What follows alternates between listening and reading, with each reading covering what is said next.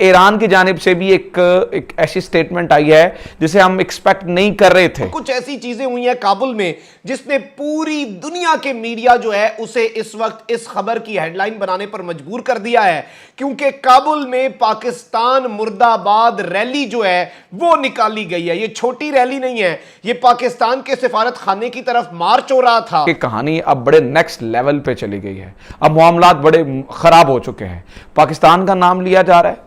खुदकुश हमले के नतीजे में कल हमारे 4 जवान शहादत के मर्तबे पर फायज हो गए हैं और इस हमले की जिम्मेदारी टीटीपी ने कबूल भी कर ली है। उनसे वहां पर कोई मिलने को तैयार नहीं है जनरल फैज साहब के साथ, तो फिर वो करने वहां पर क्या गए हैं। इस वक्त हमसाया मुल्क ईरान इस पूरे मामले में कूद पड़ा है। तमाम तर इक़दामात की ईरान की तरफ से खुलकर मजम्मत की गई है। हेलो फ्रेंड्स, जय हिंद। हिंदुस्तान स्पेशल में स्वागत।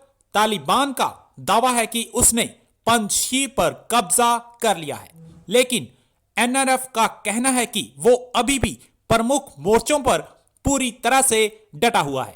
लेकिन इसी बीच पाकिस्तान ने जो कुकर्म किया है, अब उसकी निंदा पूरी दुनिया में हो रही है। सोशल मीडिया पर वायरल और कई रिपोर्टों में यह दावा किया गया है कि रविवार की देर रात जो हवाई हमले पंजशीर पर हुए उसमें पाकिस्तानी जेट और ड्रोन शामिल थे। ईरान ने भी खुलकर पाकिस्तान के खिलाफ मोर्चा खोल दिया है। उसने पाकिस्तान को चेतावनी दी है कि वो अपनी हरकतों से बाज आए।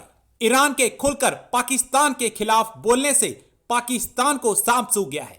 दूसरी तरफ काबुल में लोग खुलकर पाकिस्तान के खिलाफ आ गए हैं और काबुल की सड़कों पर पाकिस्तान मुर्दाबाद के नारे लग रहे हैं। So guys, let's start this very interesting video. Thank you so much. हुआ ये है कि इस मामले को पूरा कंट्रोवर्शियल करने की कोशिश की जा रही है, आलमी सतह पर अपने मोहरे खेलने की कोशिश की जा रही है, और उसके बाद हमें यह देखने में आ रहा है कि कहानी अब बड़े नेक्स्ट लेवल पे चली गई है, अब मामलात बड़े खराब हो चुके हैं। पाकिस्तान का नाम लिया जा रहा है, पाकिस्तान का नाम बदनाम किया जा रहा है और कहा यह जा रहा है कि तालिबान ने नहीं बल्कि पाकिस्तान ने पंजशेर को हराया। चलें, ये एक किस्म का प्रोपेगेंडा होता, एक तरफा बात होती, या कुछ लोग वहां से कह रहे होते तो बात मतलब समझ आ जाती, बात खत्म हो जाती। लेकिन बात अब एक तरफा रही नहीं है नाज़रीन। इस पूरे मामले में मुल्क इन्वॉल्व हो चुके हैं, मुख्तलिफ कंट्रीज इन्वॉल्व हो चुके हैं, और किसी हद तक ईरान की जानिब से भी एक ऐसी स्टेटमेंट आई है जिसे हम एक्सपेक्ट नहीं कर रहे थे। ये पूरी गेम है क्या? पाकिस्तान की क्या वाकई इन्वॉल्वमेंट है या सिर्फ भारतीय प्रोपेगेंडा है? और ईरान इस मामले में क्यों आ रहा है? मैं आपके सामने एक चीज रखता हूं, ये ईरानी स्टेटमेंट मेरे सामने पड़ी है। ईरान की जानिब से जो है वो जो स्टेटमेंट आई है वो जनाब वाला ये है, तालिबान और पाकिस्तान के खिलाफ बयान जारी कर दिया। कहा कि पंजशेर पर मकामी मिलिशिया के खिलाफ बैरूनी फौजी मुदाखलत के इल्जामात का जायजा ले रहे हैं। जंग में मिलिशिया कमांडरों का मारा जाना अफसोसनाक है। वो ये कह रहा है कि पाकिस्तान के फौजी तैयारे और पाकिस्तान के ड्रोन्स ने हमें मारा है। जैसे कि खबरें कुछ और मेरे पास मौजूद हैं, मैं आपको वो दिखा देता हूं ताकि आपको अंदाजा हो कि बात किस नेक्स्ट लेवल तक वो लेके गए हैं। यहां तक नहीं है, और मतलब वो ये देखें, जैसे कि ये खबर मेरे पास मौजूद है, Pakistan air force drones Afghan resistance group spokesperson in targeted attack. हर दूसरे दिन पाकिस्तान मुखालिफ एहतजाज होते थे, हर दूसरे दिन पाकिस्तान के खिलाफ घटिया और बिलो द बेल्ट नारे जो हैं वो लगाए जाते थे। और सकूते काबुल से 2 दिन पहले का वाकया है कि मर्ग बर पाकिस्तान, मर्ग बर इमरान खान, मर्ग बर शाह महमूद कुरैशी, इस तरह के नारे जो हैं वो लगाए गए थे। और ये पूरे का पूरा जो तबका है ये तालिबान के आते ही गायब हो गया था। लेकिन अब कुछ ऐसी चीजें हुई हैं काबुल में जिसने पूरी दुनिया के मीडिया जो है उसे इस वक्त इस खबर की हेडलाइन बनाने पर मजबूर कर दिया है, क्योंकि काबुल में पाकिस्तान मुर्दाबाद रैली जो है वो निकाली गई है। ये छोटी रैली नहीं है, ये पाकिस्तान के सिफारत खाने की तरफ मार्च हो रहा था और इसमें तकरीबन 1000 लोग थे। और इसके ऊपर क्या मामला हुआ है, तालिबान ने किस तरह से बैरूनी एजेंटों को आखिरी वार्निंग जारी की है, यानी कि कोई इसके अंदर हम इसमें कोई इधर उधर की चीज नहीं देखेंगे, कोई बचत नहीं होगी। और पहली दफा तालिबान जो है उन्होंने अपनी अवाम जो है उसके सामने असलहा उठाया है, यानी कि यह मामला तालिबान के लिए भी बहुत ज्यादा सीरियस हो चुका है। पाकिस्तान के भी कुछ लोग इनके साथ पीटीएम वाले मिल जाते हैं।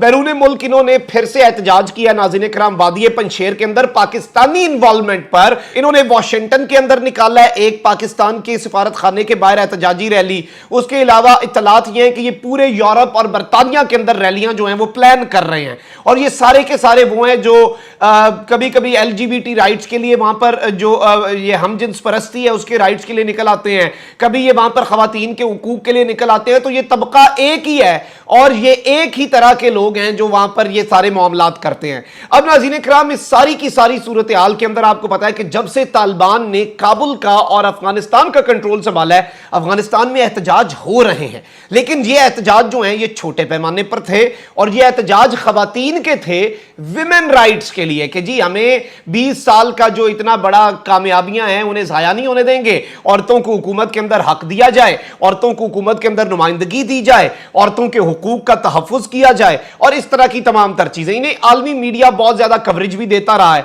लेकिन नाज़रीन इकराम, इस वक्त मैं आपको यह बताऊं कि ऑन ग्राउंड इंडियन मीडिया इसकी बहुत ज़्यादा कवरेज कर रहा है, इंडियन सहाफ़ी इसकी बहुत ज़्यादा कवरेज कर रहे हैं। पहले मैं इंडियन सहाफ़ियों की कुछ कवरेज आपके सामने रखूंगा कि ये जो काबुल में पाकिस्तान मुखालिफ रैली हुई है इसका क्या माजरा है। अमरुल्लाह सालेह और अहमद मसूद हैं और अहमद मसूद ने भी पहली मरतबा बाकायदा तौर पर डायरेक्टली पाकिस्तान को इस पूरे सिनेरियो में एक्यूज किया है, पाकिस्तान पर इल्जामात की बारिश की है। लेकिन दूसरी जानिब भारतीय मीडिया ने भी जलती पर तेल का काम किया है। ये दोनों चीज़ें एक्सपेक्टेड थी और इनमें कोई बहुत ज़्यादा हैरत नहीं होनी थी।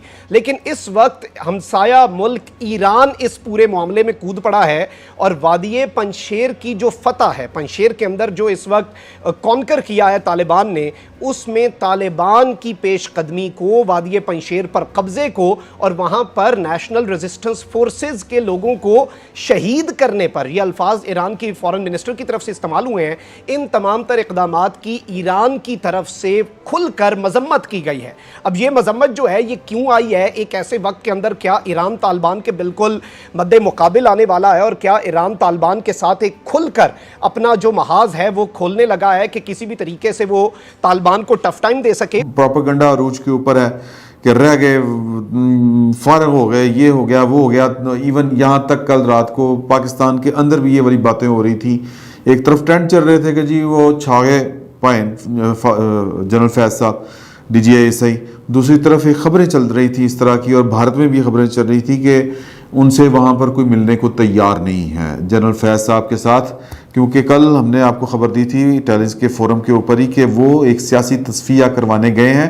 वो क्या हुआ है वो मैं आपको बताऊंगा आगे चल के। लेकिन फिल वक्त एक प्रोपेगेंडा जारी था इंडिया की तरफ से, पाकिस्तान के अंदर से भी, कि जी के हिकमत यार साहब के अलावा उनको कोई मिलने के लिए तैयार नहीं है, कोयटा शुरा वाले भी मिलने के लिए तैयार नहीं है। यानी कि मुल्ला उमर साहब के जो मरहूम मगफूर के जो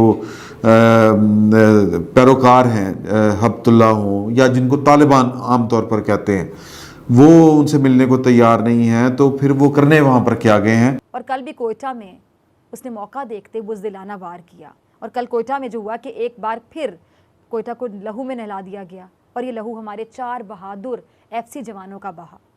खुदकुश हमले के नतीजे में कल हमारे 4 जवान शहादत के मर्तबे पर फायज हो गए हैं और इस हमले की जिम्मेदारी TTP ने कबूल भी कर ली है।